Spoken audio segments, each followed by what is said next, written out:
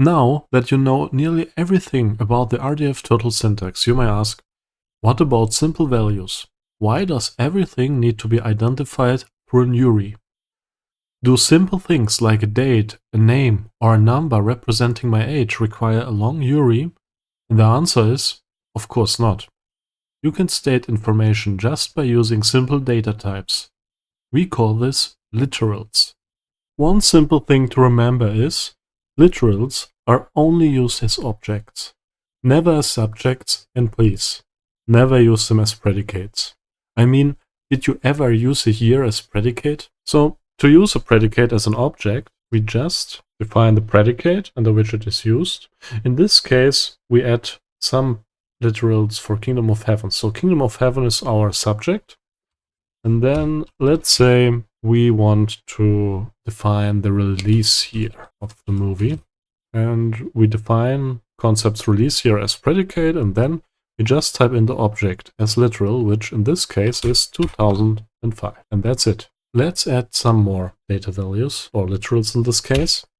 Let's say we want to define the original language of the movie, and the original language of the movie is a bit hard to define because this was a multicultural movie, but let's define for now English, and we end it with a semicolon. Now let's add some more literals. What about defining the original duration,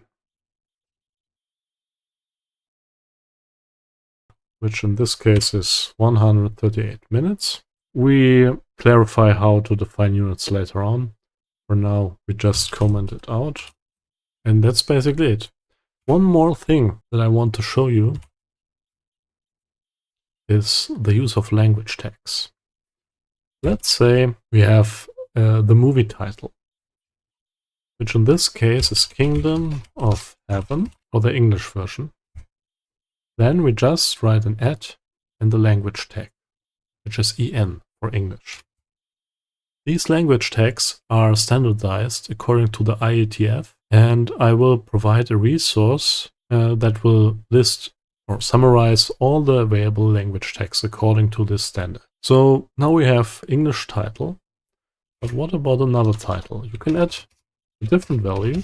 So in this case, since it's the same predicate, we just separate it through a comma. That was a mistake by me. Not a semicolon, but a comma. Then we add the German Königreich der Himmel. And we finish it with a DE language. And I made a small mistake. These language tags can be very useful when you reason your graph and want to show all the information in a specific language.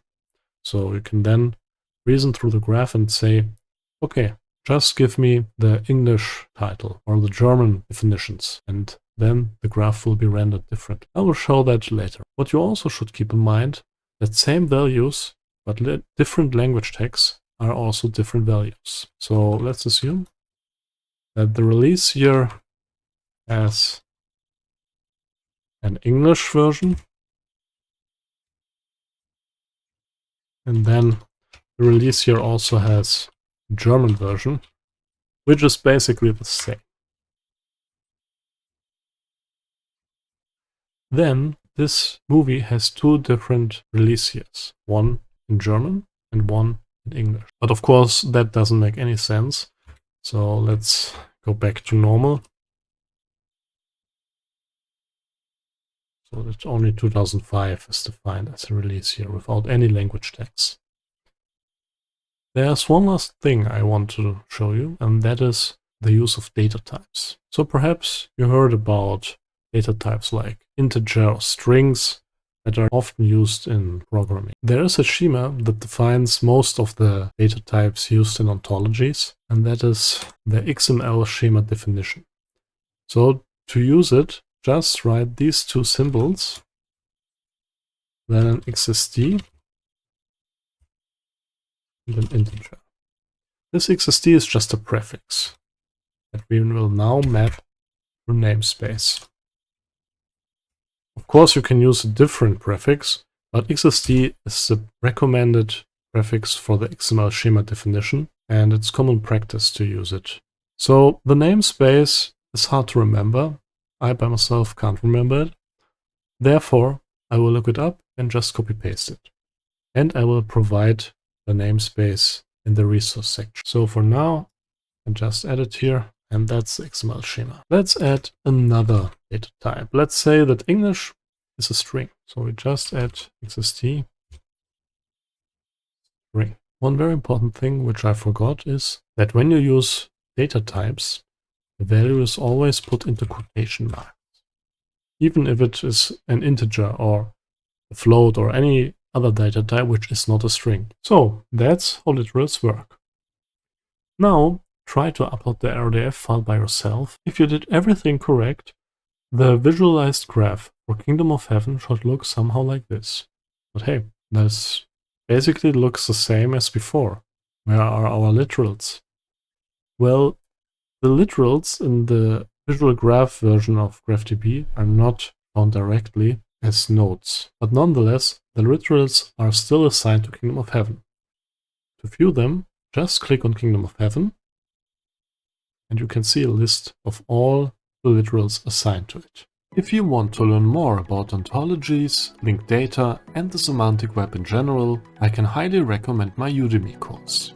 There you will not only learn all the basics about RDF, but also about the query language SPARQL, automated inference of new information using reasoning, and developing your own ontology-based apps. You can find the link to the course in the video description.